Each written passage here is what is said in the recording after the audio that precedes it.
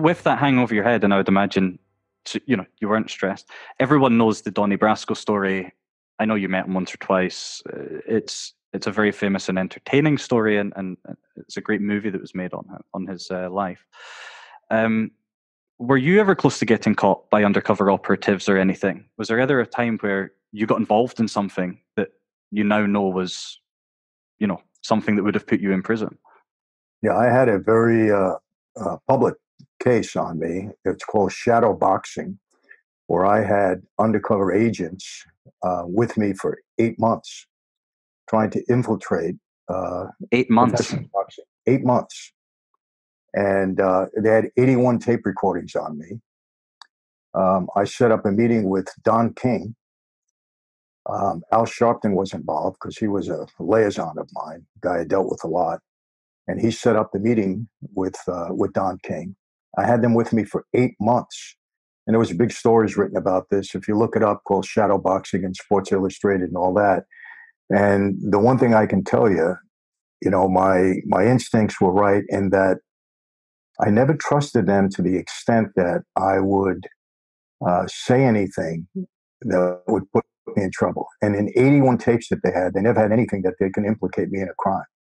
And at the end of the day, after the investigation was over, it did not result in an indictment of me. Sharpton got in trouble on his own, but Don King, they couldn't indict us on it. But when I realized later on that it was that undercover operation, it made me, I said, wow, because these guys were good. The agent was good, yeah. The two guys were good, and even though the only reason I suspected them is because I couldn't find about their background.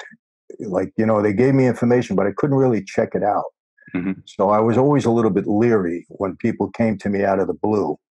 But they drove a Rolls Royce, and I had them in my plane. We went to Florida together. We went and seen some fights together. We played racquetball together. Yeah, that's how friendly we got. Wow. Yeah. And so when I found out afterwards, I said, whoa, I didn't know initially. And it came out in a second trial that they were undercover. I didn't even know it. And then they started handing over the tapes.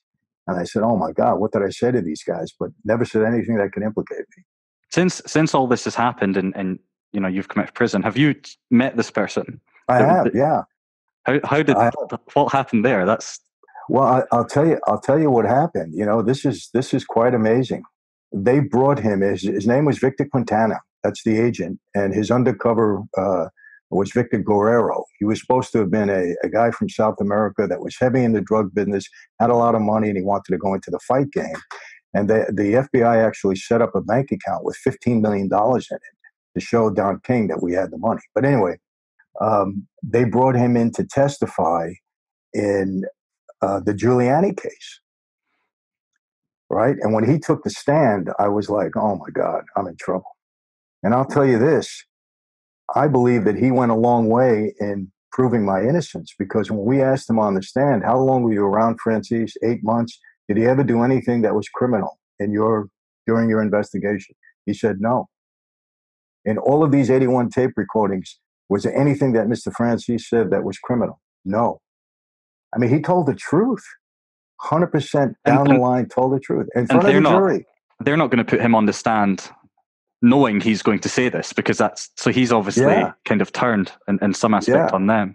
Wow. And so afterwards, we became friends. He's retired from the agency now. And he said, Michael, I'll tell you another thing that he did. He came to me at one time. My brother had a severe drug problem, and he was even selling drugs. And the agent at that time, I thought he was, he wasn't an agent, came to me and he said, I have to tell you about your brother. You have to get him under control because he's going to get in trouble. He didn't arrest him. He didn't try to turn my brother. He didn't try to do anything. So, he was a real decent guy. He just he's doing his job, but he's not going to cross the line. He's going to tell the truth, and he's not going to put anybody in trouble. And he said to me, Michael, if I could have taken you down, I would have. You know that. He said, but you were smart. You didn't do anything that I could get you on. And we became friends.